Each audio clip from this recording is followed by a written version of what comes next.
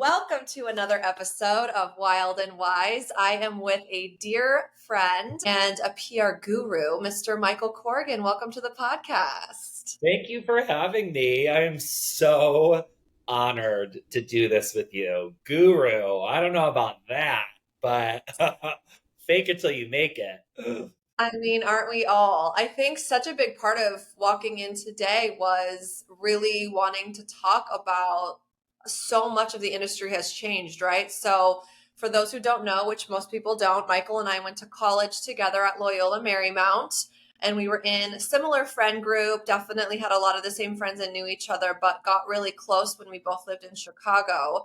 And we were both in the PR world, but kind of walk everybody kind of through, you getting to Chicago and what your career looks like to now. Yeah. I think it's really fun too, and you and I have talked about this before, but I think what has been so special to see your and I's relationship evolve into as well is seeing how close we've gotten, considering we've known each other for so long and exploring the different facets of that.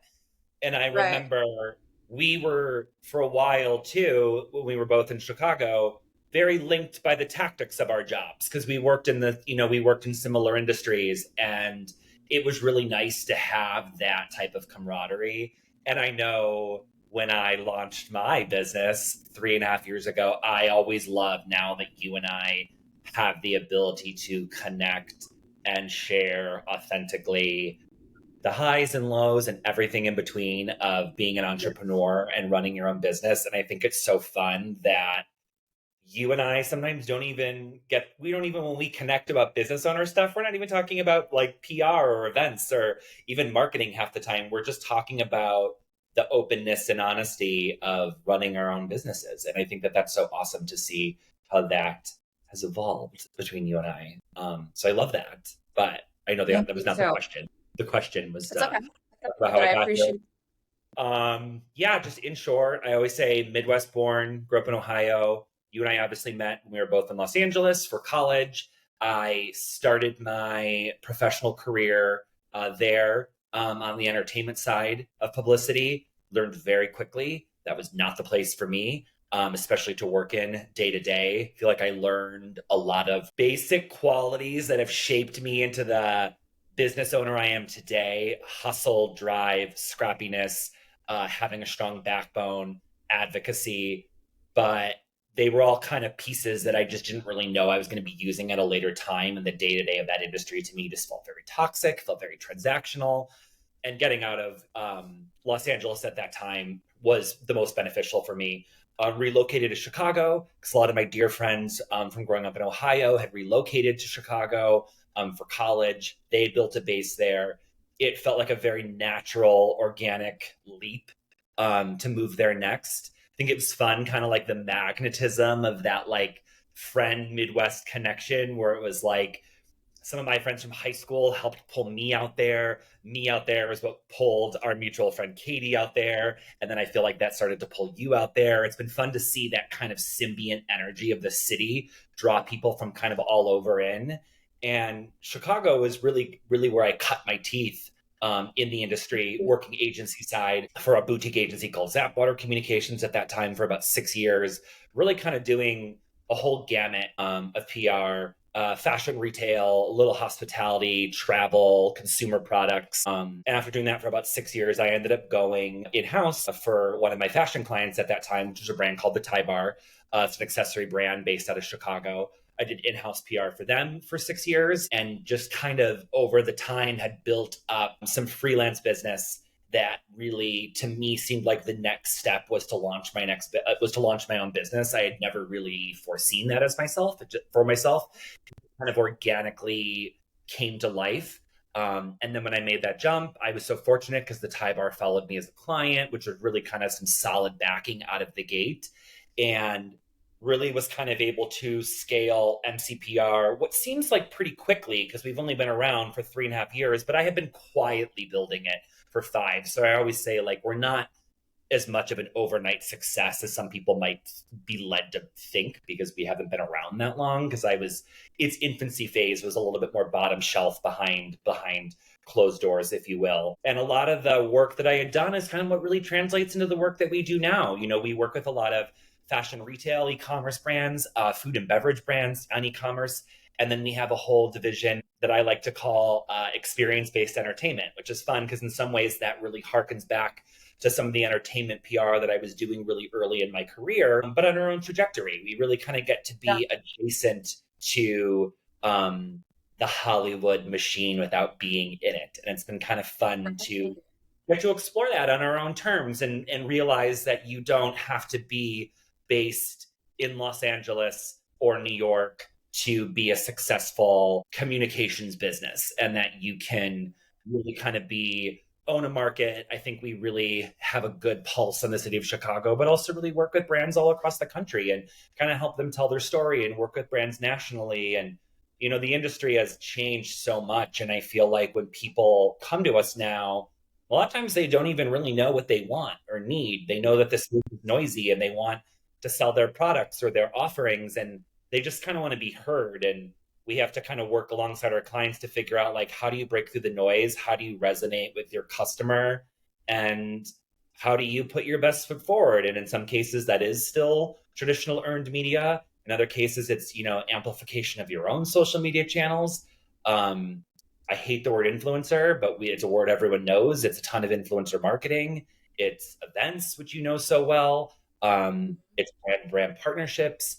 It's, a kind of a mix of everything. And it's fun because I think a lot of our clients we've worked with for anywhere from, or I personally have worked with from anywhere from 6 months to going on almost 10 years now. So we've been able to kind of help them navigate the ebbs and flows of their own business and the ebbs and flows and trajectories of the industry just changing. And it's been Yeah. to kind of still be able to know that there is that trust level there to kind of explore the unknown together. Yeah. And I feel like you have such a variety of clients. Like you have the pop-ups that are national, that are things like the Barbie pop-up, Saved by the Bell pop-up. Give me some more so people can kind of identify. Yeah, so we work a lot with the studios that hold the IPs for those directly. So yes, we work with Mattel on their Malibu Barbie cafes. We work with Disney, both via our client bucket listers and on our own, which is really exciting. So we do experiences for them based off of the Golden Girls or Family Guy. We did a project with them this year for Only Murders in the Building, which was so fun. We worked with Bravo this summer and did their Diamonds and Rosé experiences in New York and LA. And the past 2 months, we've been working with Mariah Carey, the Queen of Christmas, and doing her holiday bars in 5 different cities: New York, Chicago, Nashville, New Orleans, Dallas, and really leading the charge on that, which has been insane, but so fun. It's so interesting to me that you'll have clients like that, which is what you were discussing, the kind of like Hollywood adjacent. But then you also have things like the Spice House, and then Ty Bar just did something with Jimmy Fallon. Like I feel like it's such an example of you choose the clients that you click with, and sometimes it isn't just the product; it is quite literally, it could be something totally random. But if you like the person, or you're ready to tell the story, or you feel like there's a space in the media that's like yearning for something like this, you'll take it on, and it makes you sort of not a one trick pony. And I think that's where you and I click a lot in the way that we run our business, is that we may kind of do well in certain areas, but we're willing to take on clients that kind of seem off the cuff of our traditional roster if it feels right, or it makes sense, or the energy or the chemistry with the client is there, right? It's so funny that you say that too, because that that chemistry that you talk about with a client, to me, is everything. Everything. A little even secret, a little peek behind the curtain of what I do, the boxes that I have to tick when I'm in a new business meeting, is I always say, is this someone that I like? Do I get good energy from this person? If I get red flags from someone in a new business meeting now, because I have ignored it before and I've always regretted it, and I told myself I would never make that mistake again. So I have to feel like I click with the client. I have to like their brand, whether it's one that like immediately is like, oh, that's immediately a fit for us, or if it's a little bit outside the box. Like, it has to be a brand that is exciting and we think is doing something that we would be hyped to help promote. And Right. then I like to say too that it has to be a brand that as connectors, it's a big part of what we do. It has to be a Right. brand that in the back of my mind I can be like, what are three immediate relationships that I know I could broker for this brand that they don't have already? And when I'm able to say yes to all three of those things, and the money aligns, as you know, because as a business owner, Yeah. that's very important. That's when I know I'm like, let's do it. Let's make this happen. This is a Yeah. fit for us. Do it. Yeah, it's been really incredible to watch you grow. And I remember when you said to me one time a long time ago, I don't think I would ever own my business. And I think probably because I was telling you all the terrible things that I was going through as a new business owner. And you were like, oh my gosh. And so, I mean, the leap was so natural for you based off of, you and I were similar in the sense that we were at an agency and our first sort of foyer out of the agency was with a client that we had been with, that we were familiar with, that we had had that chemistry with. And that's like such a great way to kind of take that first step. And then I think as you grew, it's just been incredible to watch. I think specifically the placements of Thai Bar has just continued to explode. You've been on, you've placed their product on so many covers of GQ, and so talk us through a little bit about, because I kind of want to talk through the different sectors and sort of what that looks like, and then Yeah. eventually I want to dive into like how is PR different today, Yeah. because you said something about brand broker, and I thought that's really kind of what we are in a way. I mean, I don't do traditional PR anymore, hardly ever. I have some great contacts. If we need a story, we'll get it. I've very much ventured into like more consulting, deep storytelling. And if that story needs to go into the press, great. But I like it because I recently had a moment with an editor, and I was just like, "Oh my gosh, thank you for reminding me why this industry drives me nuts." Like, there's so much around PR that I hate, like so much.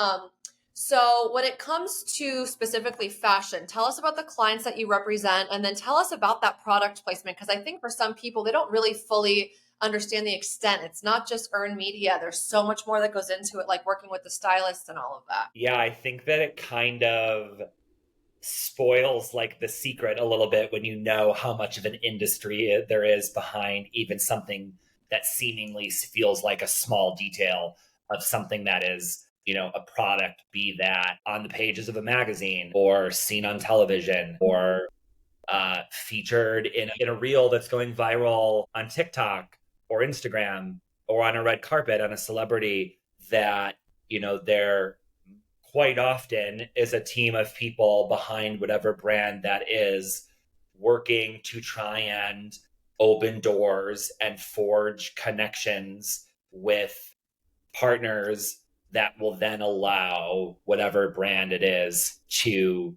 receive exposure and get notoriety or get impressions or be just seen in a light that is going to be enticing to their core audience. Right.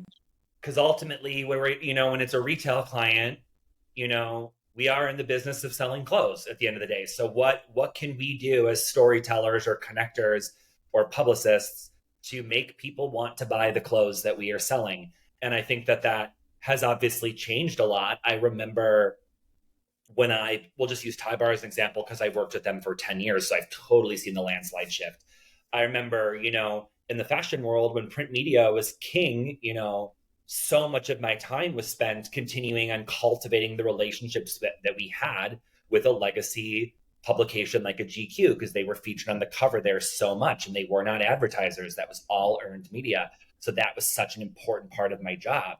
And as that really shifted over into digital media and social media, that particular facet of the GQ business, the print, is so much more advertorially driven now that any product that is featured in a spread in GQ, I would say, I don't know the exact breakdown, but let's say like 75% of the time is a print advertiser. So because we are not Mm-hmm. print advertisers, we rarely are working on the print side as often as we were. It's all digital, it's all an arm that allows ease to click and to purchase much faster. And, I think this could be a whole conversation in itself, but Right. we've talked about the dirty word in PR sometimes, especially in product PR, is affiliate and affiliate marketing, because that is also like a kind of back end to this digital fashion world that it has shaped the landscape. Because now when you are shopping products through, media online, they are a lot of times getting commission off of that now. So that there is still an Would you think editorial. it's still a dirty word? Say what? Do you think it's still a dirty word? Sorry to interrupt you, but I wonder if like it's now just commonplace. It's very common. I think that I would say dirty word only because on the media side, I think you don't want to make it ever appear that you are being swayed by something other than your editorial POV. And then on Mm-hmm. the, we'll say, publicist side or brand side, you don't want to make it seem like the only way that you are being featured is because you are then giving commission off of things that are sold. Because ultimately, just because you affiliate does not mean you are being covered. Like, you still need to have someone banging on doors and getting your product to be featured in stories. It's not like you don't flip a switch and all of a sudden you just start seeing things pour in. That's just not how it works. But I think that for a long time too, people didn't understand it. I think it very much felt like the Wild West, and now it's the new norm. It's the marching Yeah. orders. Like, how do I we? feel like you got in with it very early to understand it.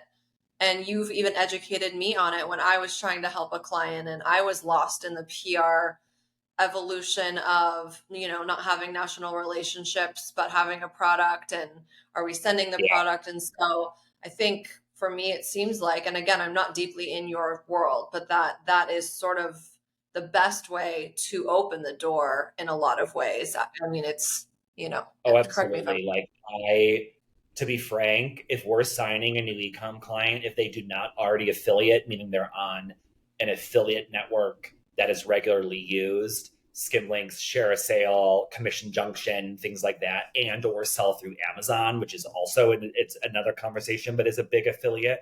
We won't even take on ecom clients if they don't already do it or have willing to basically commit to signing up as an affiliate program like vendor within the first 30 days of our signing them, because otherwise it's just shouting at a closed door. right. That's huge. And Yeah. that's such a big shift from I think our early days of PR, as you said. I mean, you had relationships, you'd send a gift, they'd pick up the phone sometimes. I mean, that's I think how I got my best stories was just like a quick call so it didn't feel like another pitch. Yeah. And, I look at my girls today and I'm like, well, just give them a call. And they're like, like, what do you mean? It's Yeah. just so wild how much it's changed just in 10 years. Totally different world. Yeah. And I think that that's what can be both exciting and also overwhelming, because I think that there are so many, what can move the needle for one brand could totally fall flat for another. So you really have to like understand the brand, be willing to try new things, stay nimble, and then really assess and notice when things perform well for that brand so you can help make strategic decisions down the line for them. And I think that that can be overwhelming too, because it seems like every day there's new writers or new platforms or new creators or new channels, and it can be easy to glaze over. To be honest, I think it happens with the consumer too. I think that there's like half the time people don't even know where to look anymore. So Yeah, it's I so true. I think it can be both frustrating, but being kind of that like lighthouse sometimes for clients, I Yeah, think it still gets me up in the morning doing this after so it's a many years, and it can be a very thankless industry, as you. yeah. That's such a great example of what like a great communication strategist does is serve as the lighthouse to lay the roadmap for what has worked in the past, open to evaluating how it's working, assessing which road we want to go down further due to the results, and then continuing some other things like as like a scientific lab, in between all within, the confines of understanding what works and what doesn't, but you're right. I mean, you never know, just like, in my industry, a restaurant, like we can open with X menu and hope to be, we're working months in advance on like the narrative of like what this feels like. And then all of a sudden it's like the hottest brunch spot in the city and it has nothing to do with what we laid out. And so our Yeah. job as that lighthouse is to constantly adjust and regroup based off of also what's being given to us from the consumer. How do they see us, and so you never know who your consumer might be. You can take a wild guess, but you don't know how they're going to use it. And so that it like our job is to sort of be the lighthouse and sort of also like the person experimenting with, should we go hard on affiliates? Should we go into partnership? Does this partnership work? Do the people that follow this influencer like us too? And so maintaining that composure through those waves is such a big part of what we get paid to do. Yeah, it really is. And being that voice of reason too, because I think that we love when we feel like an extension of our clients, but at the end of the day too, most of us aren't in house for our clients. And sometimes when you are in Right. house, you are on the ground floor and you can see everything. But then sometimes too, when you're really close to something, it's hard not to have blinders on a little bit as well. So I Yeah. think it can be our job as well too to find ways to uh, push back or bring another perspective or kind of help toe the line to keep moving the brand forward and having difficult conversations when needed. Yeah. And I think that's my favorite part about owning my own business is I'm not in-house and I can say things like, no, I cannot come on Saturday, or this isn't working. We've got to change it, and not being fearful that I'm going to like lose my job. There is Yeah. something really, yeah, being at the same level. Cause I think no matter what, we always have that inferior complex, or what's the word I'm looking for, where you don't believe that you really are as good as you are. Imposter syndrome. Yes, thank you. And so it's nice when you're at a place where your clients are really big and they're like, well, what do you think? And I still to this day, I'm like, oh my God, you like want to know, like, you like trust me, like I never will take that for granted that like I am one of them and I'm at their level, because I have clients that have been 30 years in this industry that are at the top of their game, and I'm like 10 years deep. Tell us about what you think the biggest shift is that's happening right now in the industry. What are you seeing that like you're going into 2025 like, wow, I never thought I'd be doing this? Or are you just continuing on with the evolving landscape of what you're doing? Like what is the biggest thing that's driving business right now, I guess? I feel like this is a nuanced answer because I think it's really different for every client. Right. Kind of going to what I said about that certain things work for certain clients and not for others. I think the biggest shift that I've just seen as a whole is that concept of a lot of the verticals that we worked in, say 10 years ago, really felt like gatekeepers to brand building. Like it was like if you could get your brand in front of X, then you had the potential to, you know, make a certain amount of sales or, see a certain lift from that. And while there is still ROI and things that happen off of the tactics that we do, I think that things are so much more about the sum of the parts in some Mm-hmm. ways.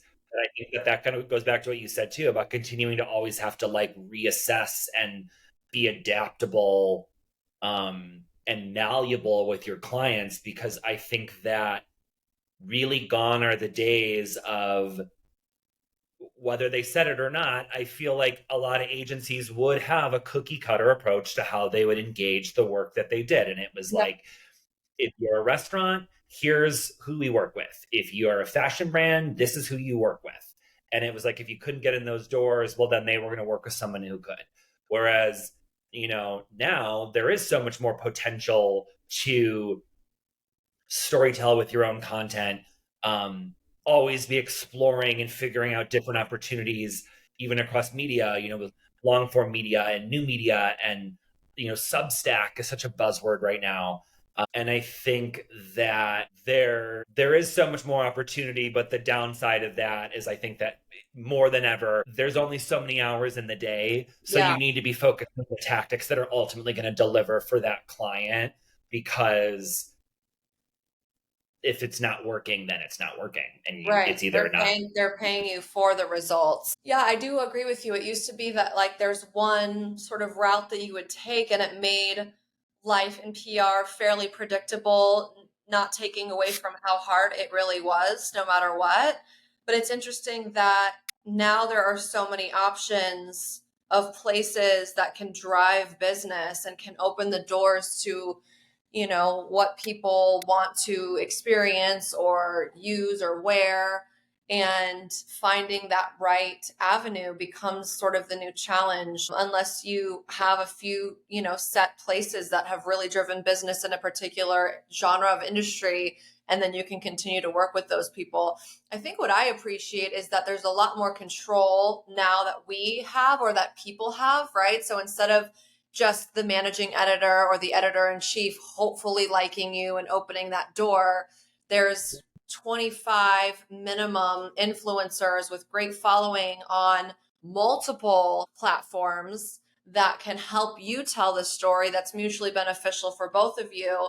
And then you can hire a videographer to then tell your story. I was on a podcast recently talking about, it's going to make me sound old, but remembering the shift to that feeling that I hated about PR, which was that I didn't have control. If I pitched people all day long and nobody wrote me back, I still had to ask for the retainer check in a few weeks with nothing to say, nothing to show for it.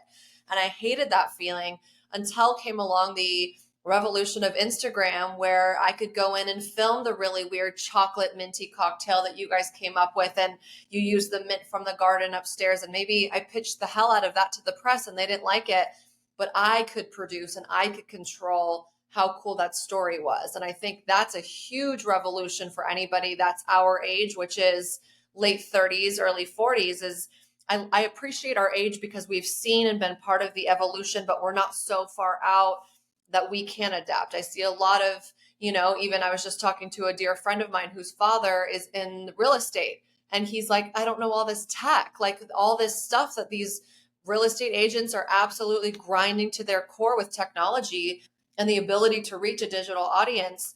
It's like we're lucky that we didn't fall too far behind the curve, that we were sort of with the evolved curve. And we get to hire young people to work for us that help us stay, on it, right? I think we are very lucky that we were stepping into the ownership CEO role as these shifts were happening, because we understand how it was, and we have respect for that, and are have respect for where things are going, and also have people who are younger than us helping educate us even on things that we Yes. don't always know. And I'm so grateful every day to have a team that consumes media and receives information far differently than I do, because I am not getting any younger, and I am not always going to be the desired demographic for whatever brand that we are representing. And you always have to understand how to reach a broad variety of demographics depending on who you Yeah. work with. And I feel very lucky to have come into the ownership phase when I did. Yeah. I think what's interesting that I just thought of is I'm also teaching my girls the flip side of that, is because you might think this certain reel is cringy, doesn't mean that it shouldn't go out, because I flip on them and go, I think it's cool. And for this particular brand, the only people buying tickets to this dinner are my age. And so it's interesting that we both utilize these younger people that work for us to keep us in the know of all the different ways that they receive information that are wildly different than us. And at the same time, have to educate them on the fact that, like, not everything has to be, for example, like they just post like aesthetic photos on their stories, and they might think it's cringy that I'm like tagging my friend and I have like a sticker on it and I'm so millennial. But at the same time, like, there are other clients that we have, a majority of them, where the audience that can afford to participate in whatever that is my age and won't think it's cringe, and they will be confused by the one aesthetic photo. And they'll be like, well, what are they saying? Yeah. What's the point? And so it's a Yeah. funny little dance that I do with my team, where they'll send me something that's fucking dope. And I'm like, but what are we saying here? And like their generation is like not trying to say anything. They're just being. Yeah. And I'm, Yeah. of the constant communicatory mind of like, we must be running back to the point, what is our lighthouse for this client? And let's make sure that we're always pushing to sell, you know? And that is PR, being able to, how to learn how to package and speak to a variety of different audiences and age. And Yeah. it's so true because that works on both sides of the fence. I am sure there are things that I say or I post or my viewpoint on certain things are embarrassing to my team, Yeah. and Me it's too. just because we have a different POV. And I think that ultimately that's an asset. Yeah. Yeah, absolutely. So where do you see the brand going? For our business. I'm excited because a couple factors. One, I think that up until now, a lot of our business, particularly our new business, well, a lot of our business has been about maintaining our existing business. Um, and a lot of our new business was very much by referral. Felt very fortunate enough that we never really had to hard pitch business. And I think that we have a solid team in place that understands my vision and also our collective vision as a team. And I think that there is so much opportunity in a collective team being able to pursue opportunities to chase new business together, business that excites not just me, but us. I Yes. love that idea. And I think that's an opportunity for them to also continue to grow and learn in their careers. Because, the business and clienteling part of the industry is a totally different side than the day-to-day tactics of of the work that we do. So I'm really looking forward to exploring that with them. I also think that as we've grown out our team, we work so in tandem with social media, be it on the influencer front or liaising with social media leads for some of our clients. And we have always kind of dealt with social media tactics a little bit more on the strategy side, never really in the day to day content production or community management aspect of social media. And I've always known that they're so intertwined and that to not really have the capacity to do that offering in some ways was either leaving us out of the running for certain new business or frankly was maybe leaving money on the table. Yeah. And I think we have a framework in place that I think we could actually start to really start doing that more, either for existing clients of ours or for new clients. And it is something that I never had the capacity to do on my own when I was just a solo practitioner.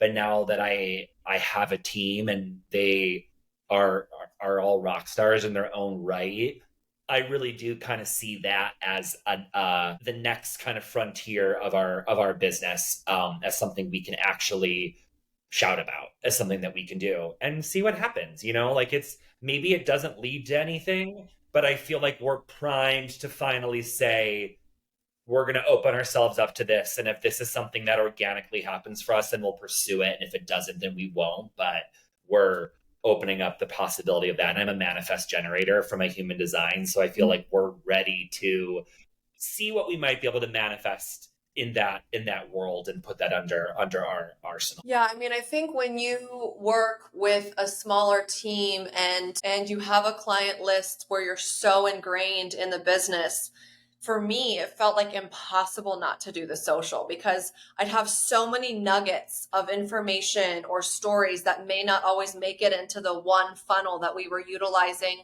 for a long time, which was PR. And so I always felt drawn to that part of the business. And it is a big shift, but also not because you're talking with them day to day. You get off a weekly meeting and you immediately know like four ideas for content. Like your brain is already working like that. And there's such a beautiful way to draw, or like you're producing an event for them and your girls are there and getting content. Like, what are you supposed to do with it? Why send it off to somebody that's getting paid X amount per year when maybe you get half of that, and that's a lot more than you were getting before, and you guys can produce it, or you can go back to your hotel room that night and create a really dope reel, and you're getting the right Yeah. faces in the reel that you're working with to make people see, oh shit, they're so and so. And that's a big thing, is like even just identifying, like for example at our dinners, like who's really noteworthy to put in there. Like that has to be in house. Like we have to be able to sit down and identify who's who. And so I think content creation, Yeah. I've had a few clients be like, well, that's not really like your main thing. And I'm like, yes, it is. Something that I feel like we lack that I, would love to work on more is like the true data or the ad buying behind it. Like I'm just the Mhm. creator and definitely not like, okay, we're going to put X amount behind it to push it to these people. I'm not data driven. Yeah. But creating the Yeah. content is like one of my favorite parts. Yeah. The earned social as opposed to the paid social aspect of it. Yeah. I Hmm. know it's a whole other beast. I don't know, maybe we'll both get there one day. But I think it's always good to think about other areas of opportunity. I remember kind of having a lightning bulb moment of being like, our team does such a good work creating content for our own channel. Like, why? Like, this is something we should be allowing ourselves to open up to do for clients as well, because it's Yeah. something that just feels so seamless. Yeah, and I do think there's this two things that this makes me think about. One is when you're paying a team full time, your job as the CEO is inherently to make sure that every moment of their day is utilized to the absolute most, right? Because every moment counts, every dollar counts. And so if they're great at something and then they're pitching and they've pitched everybody they can and they have some time, not saying that they're just sitting around doing nothing, but like you're like, okay, let's then create a few things as well. But the other thing is once they get that creative, and our team is very different than yours in the sense that like I have one girl just doing design and social content, and I have one girl that just project manages all the projects for the client, and then I'm client facing and partnership facing. Um, Yeah. but what I love is that we then it spawns ideas for events. So all of a sudden, if we're creating content and like, but then we're like, we should do a dinner with these four people who like people were really reacting well to in this video. Like, what if, so it's like all of a sudden it creates even more avenues for monetary gain. And I'd rather do more for a client that I know well. If I'm going to spend all this time getting to know your brand and building your brand and popping up your brand, I kind of want it all. Not because I'm being greedy, but because I'm so into it. I'm so deep into the brand that I'd rather be able to tell that story online. Yeah. I love that. I wanted to get your perspective on AI and how much you use it in what you guys do. Or some people are a little less apt to talk about it. I'm not at all. We use it all the time, but I just find it interesting as we talk about the evolving landscape of public relations, how much it's Mhm. been helpful to you, or if you guys are, utilizing it in your day to day. Yeah. I think I was always very skeptical of it, maybe even scared, because just in this age of misinformation, fake news and like all those buzzwords, it frankly concerned me. And I think we as humans are programmed, pun intended, to question and reject that as unfamiliar. So I think that that was a normal reaction. I think that the efficiency of it can be very helpful, and I've even learned just to be able to rely on things that can help you maybe even think about formatting something in a different way, or being we do a lot of writing in our industry, and I think sometimes you can feel stuck if you don't know how to move forward. Sometimes you need something to kind of remove that block. And Yeah. I think sometimes even using AI to help you make a template for something is very helpful. I know for me, I've always been a pretty fast writer, so I don't use it a ton for actual narrative stuff because I've actually learned for me, even if it takes a little bit more time, I actually do get enjoyment from feeling like helping craft brand voice through my own voice. It's something I Mhm. personally like. And I just think that there's so many different nuances to it too. I mean, I don't even know if most people would classify this as AI, but I mean, man, being able to like schedule emails and follow ups and things like that are allows you when there's only so many hours in the day. I think things that allow you to spend that time doing things that are much more beneficial to both your time and the needs of your client. Yeah. I fully champion it because I think that like if we're doing case in the point of like Mariah Carey, where we launched all five of those cities on the same day, so we were all over the country running five events, and frankly, the team was probably funneling thousands of emails like over the course of weeks. And when you're pitching and following up and confirming, to say that certain tools that can you can get from using an AI service to kind of speed up efficiency and free up the time of the teams and make sure that everything gets done. I don't know if it would be possible to get that done without being able to um, use hurdles like that. So I think, like all things, Yeah, it can be either a crutch or a vice, or it can be a boost. It right. just depends how much you, just depends how you use it. And I think it's like, I think it works differently for different people. And I think that Yeah. everyone can have their own relationship with it, if that answers your question. It does, and I think that it brings this other great point that like here's the biggest change that I am kind of summing up this conversation and realizing right now.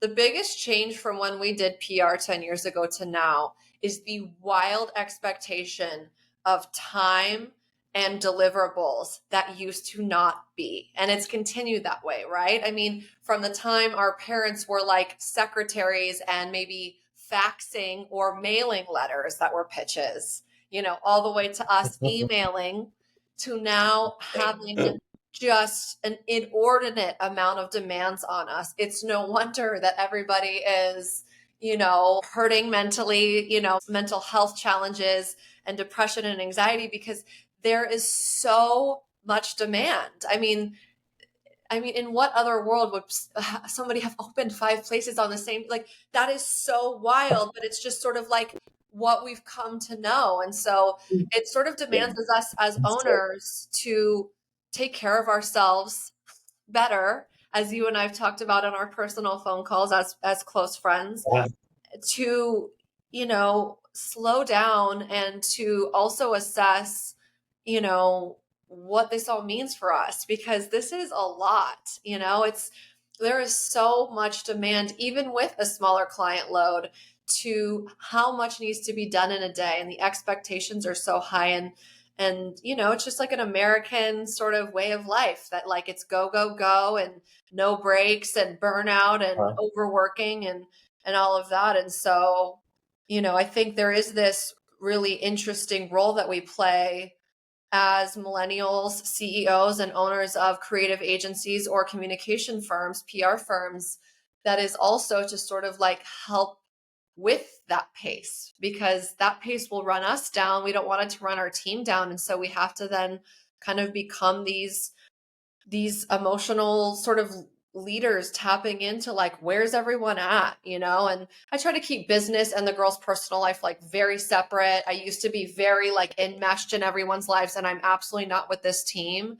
But they're humans too, and we are too, and it's nice because I feel like now we have a team that can say like, I need a TO right now, like I'm not well, and I can say Yeah. that to my girls. And so yeah, it's a crazy industry that we're in. The demand is high, the pace Yeah. is extraordinary, and hats off to you for continuing to do such a great job with it. Same. It's definitely a wild industry, pun It intended. is. But look at us little wise kids over here just doing our thing. We are just wise beyond our years at this point. Well, thank you so much, Michael, for joining us, telling us more Course. about So your journey as a publicist and all of the incredible brands you represent and how you lead your team. oh, thanks for having me.